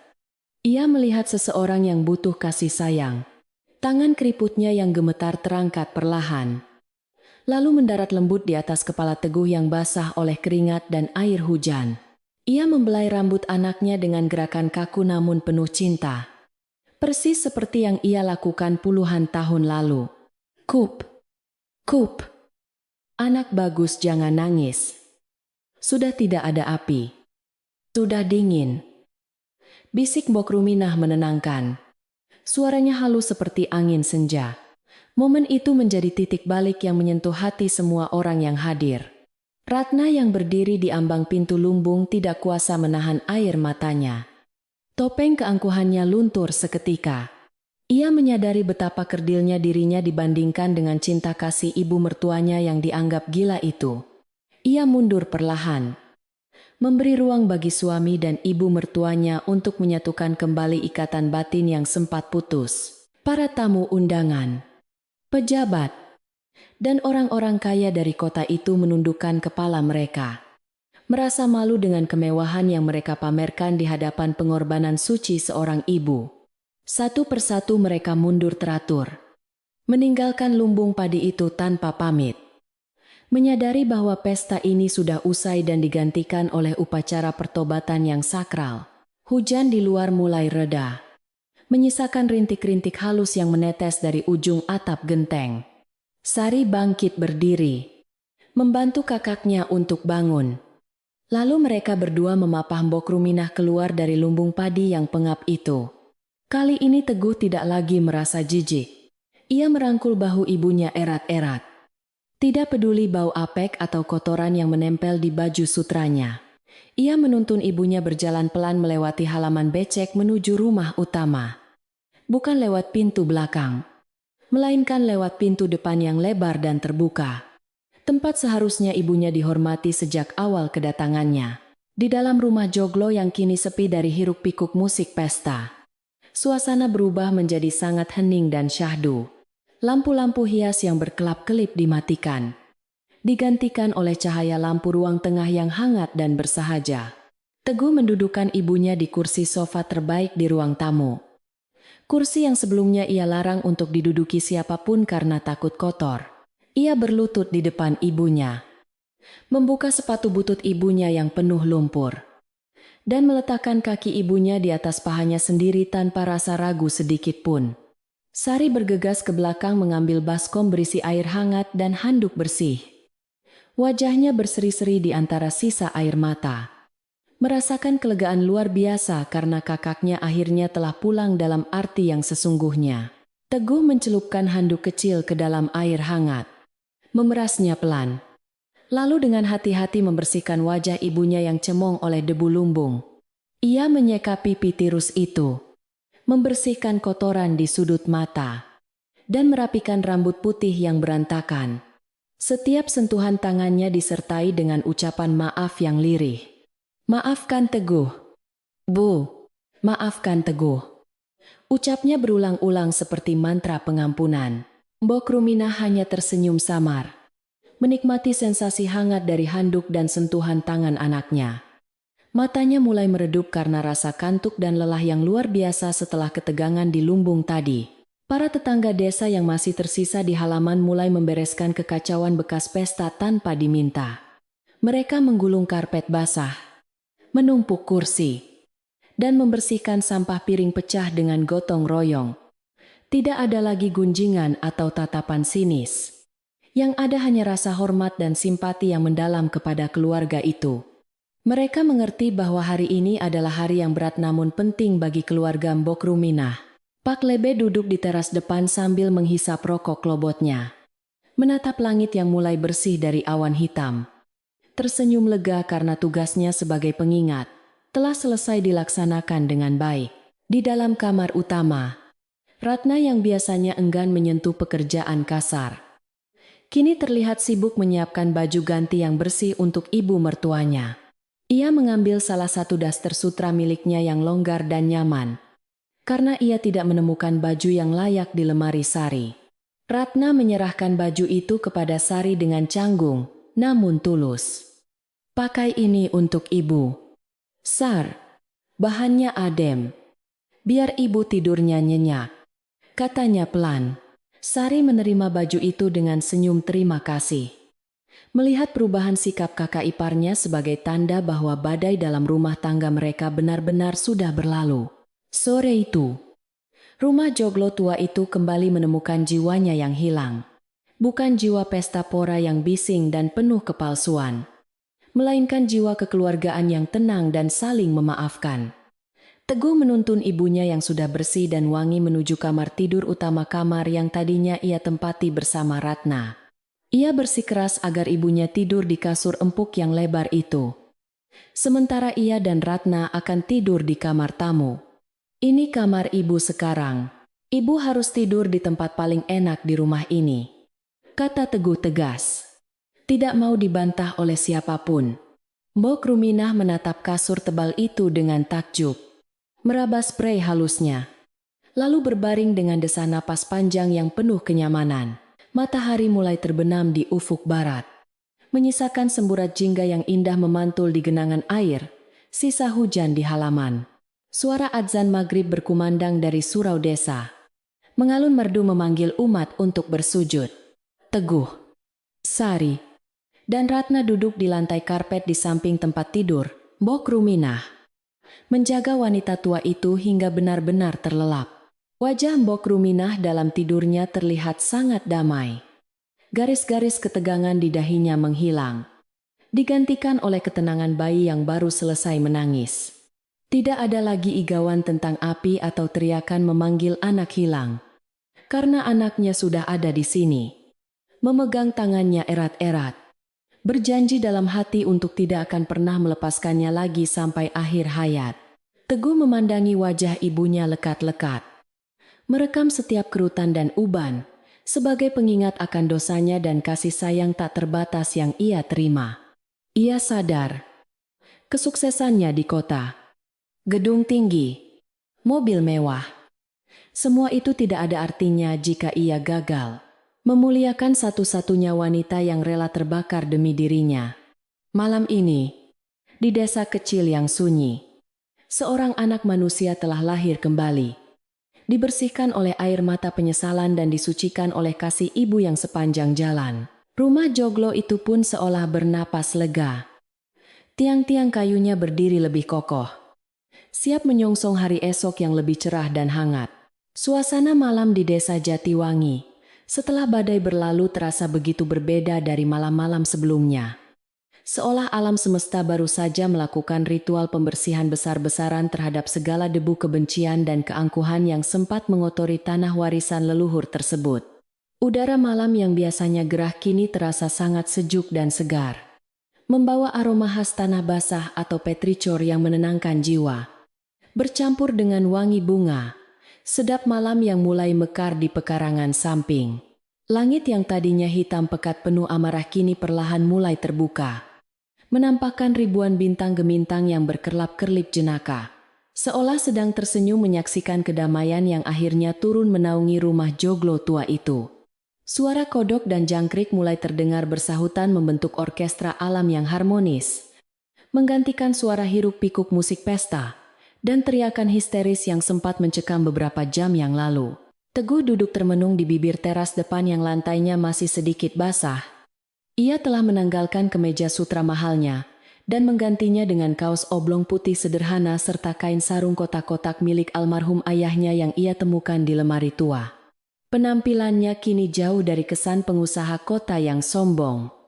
Ia terlihat seperti seorang pemuda desa biasa yang sedang menikmati angin malam di kampung halamannya sendiri. Matanya menatap nanar ke arah halaman luas yang kini penuh dengan sisa-sisa dekorasi pesta yang hancur berantakan diterjang angin dan hujan. Tiang-tiang tenda yang bengkok, bunga-bunga plastik yang berserakan di lumpur, dan piring-piring kotor yang belum sempat diangkut. Semuanya tampak seperti sampah tak berguna yang mengingatkannya pada kesia-siaan egonya. Ia menyadari betapa bodohnya ia telah menghamburkan uang jutaan rupiah hanya untuk pamer. Sementara ibunya sendiri selama ini hidup dalam kekurangan dan penderitaan. Di dapur belakang, suasana yang tercipta sungguh mengharukan dan belum pernah terjadi sebelumnya dalam sejarah keluarga kecil mereka. Ratna, wanita kota yang biasanya anti menyentuh peralatan dapur yang kotor, kini terlihat duduk di dingklik kursi kecil, kayu rendah, di depan tungku api. Membantu Sari meniup serabutan kayu, agar api tetap menyala. Wajah cantiknya sedikit cemong terkena jelaga hitam, dan keringat membasahi lehernya. Namun tidak ada keluhan yang keluar dari bibirnya yang bergincu tipis. Ia belajar mengupas bawang dan memotong sayuran di bawah bimbingan Sari yang sabar.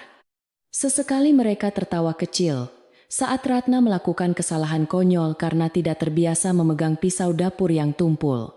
Dinding kecanggungan dan perbedaan status sosial di antara kedua ipar itu perlahan runtuh, digantikan oleh rasa persaudaraan yang tulus yang tumbuh dari rasa sepenanggungan dalam menghadapi badai keluarga. Sari merasa seperti sedang bermimpi melihat kakak iparnya mau turun tangan membantunya memasak hidangan makan malam yang sangat sederhana untuk keluarga. Bukan hidangan catering mewah seperti rencana awal. Mereka sepakat untuk memasak sayur lodeh nangka muda, tempe goreng tepung yang hangat, dan sambal terasi yang pedas.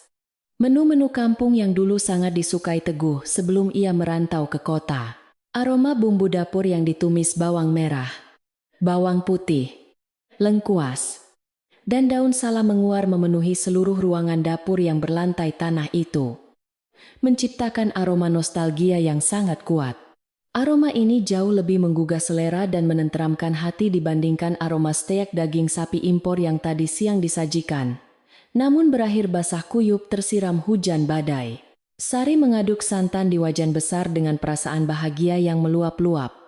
Ia bersyukur kepada Tuhan, karena musibah hari ini justru membawa berkah persatuan bagi keluarganya yang sempat retak. Sementara itu, di dalam kamar utama yang temaram dan nyaman, Mbok Ruminah terbangun dari tidurnya dengan perasaan yang sangat ringan. Seolah beban berat yang selama puluhan tahun menghimpit dadanya telah diangkat sepenuhnya. Ia membuka matanya perlahan, menatap langit-langit kelambu yang bersih, lalu menoleh ke samping dan melihat Teguh yang baru saja masuk, membawa nampan berisi segelas teh hangat manis. Teguh tersenyum lembut, senyuman tulus yang sudah lama hilang dari wajahnya. Lalu duduk di tepi ranjang dan membantu ibunya untuk duduk bersandar di tumpukan bantal empuk. Tidak ada lagi tatapan kosong atau ketakutan di mata Mbok Ruminah. Meskipun ingatannya mungkin tidak pulih sempurna layaknya orang muda, namun ketenangannya telah kembali. Ia menatap Teguh bukan sebagai orang asing atau ancaman, melainkan sebagai anaknya yang telah pulang. Teguh mengambil sesendok teh hangat dan meniupnya pelan-pelan, agar tidak terlalu panas sebelum menyuapkannya ke mulut ibunya dengan penuh kehati-hatian. "Minum dulu, Bu, biar badannya hangat," ucap Teguh dengan suara rendah yang penuh kasih sayang. Mbok Ruminah menerima suapan itu dengan patuh, merasakan manisnya teh gula batu yang mengalir di tenggorokannya, menghangatkan tubuhnya yang renta. Ia kemudian memegang tangan Teguh, meraba telapak tangan anaknya yang kasar, seolah ingin memastikan bahwa ini semua nyata dan bukan sekadar mimpi indah di siang bolong. Kamu sudah makan? Le, jangan sampai telat makan. Nanti sakit maagmu kambuh. Tanya Mbok Ruminah tiba-tiba. Sebuah pertanyaan sederhana yang menunjukkan bahwa naluri keibuannya selalu mengingat detail kecil tentang anaknya. Bahkan penyakit masa kecilnya sekalipun.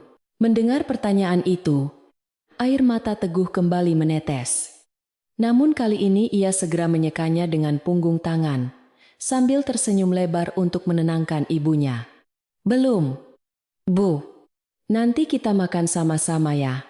Sari dan Ratna lagi masak sayur lodeh kesukaan ibu. Jawab Teguh. Mbok Ruminah mengangguk senang. Matanya berbinar mendengar menu makanan itu. Ratna istrimu yang cantik itu. Dia bisa masak, tanya Mbok Ruminah polos. Teguh tertawa kecil. Dia sedang belajar. Bu, dia ingin jadi mantu yang baik buat ibu. Percakapan sederhana di dalam kamar itu menjadi obat mujarab yang menyembuhkan luka batin keduanya. Merekatkan kembali kepingan-kepingan hubungan ibu dan anak yang sempat hancur berantakan karena kesalahpahaman dan waktu. Tak lama kemudian, terdengar suara langkah kaki dan salam kula nuwun dari arah depan rumah. Menandakan ada tamu yang datang berkunjung.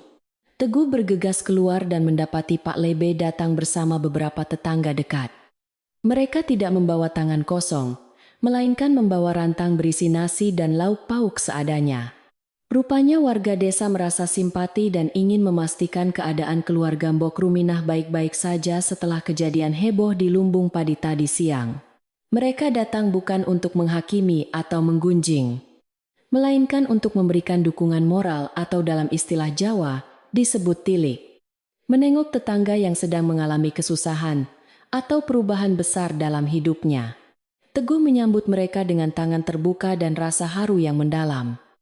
Mempersilakan mereka masuk dan duduk lesehan di atas tikar pandan yang digelar di ruang tengah. Pak Lebe menepuk bahu Teguh dengan kebapakan. Bagaimana keadaan ibumu? Nak Teguh, semoga beliau sudah tenang. Tanyanya tulus. Teguh mengangguk hormat. Alhamdulillah. Pak Lebe, ibu sudah bangun dan jauh lebih tenang. Terima kasih atas nasihat Bapak tadi siang. Kalau tidak ada Bapak, mungkin saya akan menyesal seumur hidup.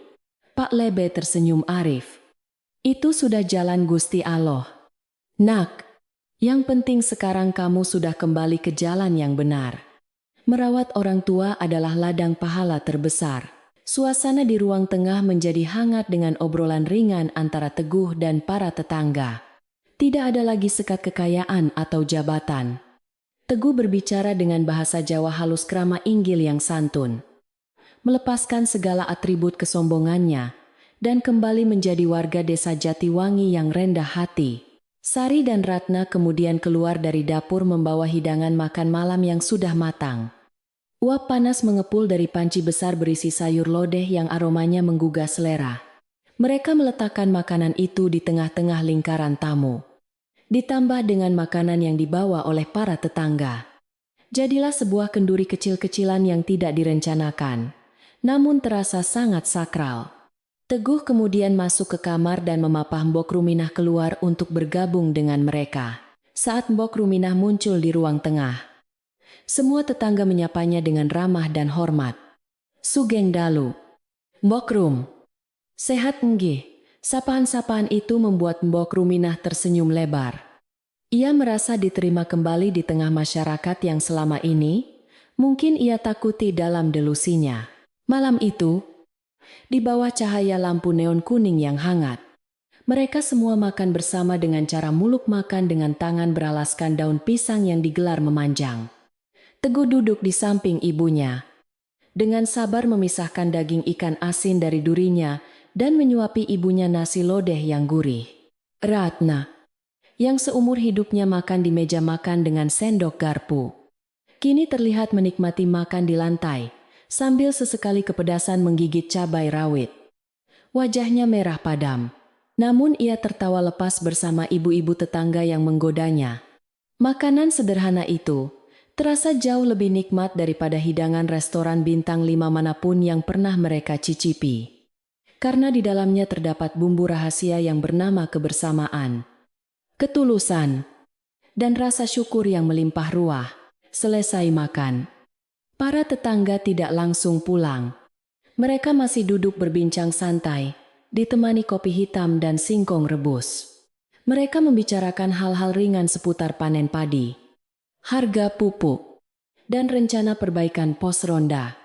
Topik-topik desa yang sederhana, namun syarat makna keakraban. Teguh mendengarkan dengan antusias. Bahkan ia berjanji akan menyumbangkan sebagian rezekinya untuk memperbaiki jalan desa dan merenovasi masjid yang atapnya bocor. Bukan sebagai bentuk pamer, melainkan sebagai sedekah jariah atas nama ibunya. Warga desa menyambut niat baik itu dengan ucapan amin yang serempak. Mereka melihat perubahan nyata pada diri Teguh. Bukan lagi sebagai orang kota yang asing, melainkan sebagai bagian dari keluarga besar desa Jatiwangi yang peduli. Semakin larut malam, satu persatu tetangga mulai pamit pulang ke rumah masing-masing, meninggalkan doa dan harapan baik untuk keluarga Mbok Ruminah. Pak Lebe adalah orang terakhir yang berpamitan. Ia berpesan sekali lagi kepada Teguh dan Sari untuk menjaga ibu mereka dengan sebaik-baiknya karena waktu tidak bisa diputar ulang. Setelah pintu depan ditutup dan dikunci, keheningan kembali menyelimuti rumah joglo tua itu. Namun kali ini bukan keheningan yang sepi dan menakutkan, melainkan keheningan yang damai dan menenteramkan atau dalam bahasa Jawa disebut ayem tentrem. Teguh, Ratna, dan Sari membereskan piring kotor dengan cepat, bekerja sama sebagai sebuah tim yang solid. Sebelum akhirnya bersiap untuk beristirahat mengakhiri hari yang sangat panjang dan melelahkan emosi ini, Teguh memutuskan untuk tidak tidur di kamar tamu. Ia menggelar kasur lipat di lantai kamar ibunya, tepat di samping ranjang tempat Mbok Ruminah tidur. Ratna memahami keputusan suaminya dan memilih tidur menemani Sari di kamar sebelah, membiarkan suaminya menebus waktu yang hilang bersama ibunya. Di dalam kamar yang sunyi, Teguh memijat kaki ibunya pelan-pelan dengan minyak kayu putih. Sebuah rutinitas yang dulu sering ia lakukan saat masih kecil sebelum tidur. Mbok Ruminah menikmati pijatan itu sambil memejamkan mata. Napasnya terdengar teratur dan ringan. "Le, kamu jangan pergi lagi ya. Ibu takut sendirian," bisik Mbok Ruminah lirih. Matanya masih terpejam, namun tangannya mencari tangan Teguh. Teguh menghentikan pijatannya sejenak, lalu menggenggam tangan ibunya erat-erat dan menciumnya dengan taksim. "Tidak, Bu. Teguh tidak akan pergi jauh lagi. Kalaupun Teguh harus kerja ke kota, Teguh akan ajak ibu. Atau Teguh pulang setiap minggu. Teguh janji tidak akan membiarkan ibu sendirian lagi," jawab Teguh dengan suara mantap yang penuh keyakinan. Ia telah berdiskusi dengan Ratna tadi, dan mereka sepakat untuk merenovasi rumah ini agar layak huni, dan mungkin akan lebih sering tinggal di desa untuk mengurus bisnis pertanian dari jarak jauh. Prioritas hidup Teguh telah bergeser total, dari mengejar materi semata menjadi mengejar keberkahan hidup bersama keluarga. Mbok Ruminah tersenyum mendengar janji anaknya. Hatinya terasa sangat lega. Ia menarik tangan Teguh ke dadanya, mendekapnya seperti memeluk guling. "Ya sudah, sekarang tidur. Besok pagi ibu mau masakan kamu nasi goreng tiwul. Kamu masih suka?" tanyanya. Teguh tersenyum. Air matanya merebak lagi karena haru. "Masih, Bu. Suka banget. Apapun masakan ibu, Teguh suka." Mbok Ruminah pun kembali memejamkan matanya. Dan tak lama kemudian terdengar dengkuran halus dari hidungnya, menandakan ia sudah tertidur pulas dalam pelukan mimpi indah yang nyata. Ia tidur tanpa rasa takut, tanpa bayang-bayang api, karena pahlawan pelindungnya kini benar-benar ada di sampingnya, menjaganya dari segala mara bahaya. Teguh memandangi wajah damai ibunya dalam remang cahaya lampu tidur. Ia melihat gurat-gurat kelelahan dan perjuangan di wajah tua itu. namun juga melihat kecantikan abadi seorang ibu yang kasih sayangnya tak terbatas ruang dan waktu. Ia merasa sangat bersyukur diberi kesempatan kedua oleh Tuhan untuk memperbaiki kesalahannya sebelum terlambat. Teguh menarik selimut batik menutupi tubuh ibunya sebatas dada. Lalu ia sendiri berbaring di kasur lantai, menatap langit-langit kamar kayu yang kokoh. Di luar, suara angin malam berdesir lembut, menyapu dedaunan pohon nangka, seolah menyanyikan lagu Nina Bobo untuk seisi rumah. Desa Jatiwangi pun benar-benar terlelap dalam buayan malam yang tenang. Tidak ada lagi kisah sedih tentang ibu gila yang merindukan anaknya di ujung desa. Kisah itu telah berganti menjadi legenda baru tentang kekuatan cinta dan pengampunan yang mampu memadamkan api dendam dan menyatukan kembali hati yang terpisah. Rumah joglo tua itu kini berdiri tegak dengan bangga. Bukan karena kemewahan pestanya, tapi karena kehangatan cinta yang membara di dalamnya. Teguh memejamkan matanya. Rasa kantuk yang berat, namun nikmat mulai menyerangnya, membawa serta ketenangan batin yang belum pernah ia rasakan selama bertahun-tahun menjadi orang kaya di kota. Selamat tidur, Mbok Ruminah. Selamat tidur, Teguh, Sari, dan Ratna. Semoga mimpi indah menemani tidur lelap kalian malam ini. Dan esok hari matahari akan terbit dengan sinar yang lebih cerah, menyinari jalan hidup baru yang penuh berkah dan kasih sayang. Dan bagi Anda yang mendengarkan kisah ini, semoga kehangatan desa Jatiwangi juga menyelimuti hati Anda, membawa kedamaian dan ketenangan hingga ke alam mimpi. Istirahatlah, lepaskan semua beban hari ini, karena esok adalah harapan baru.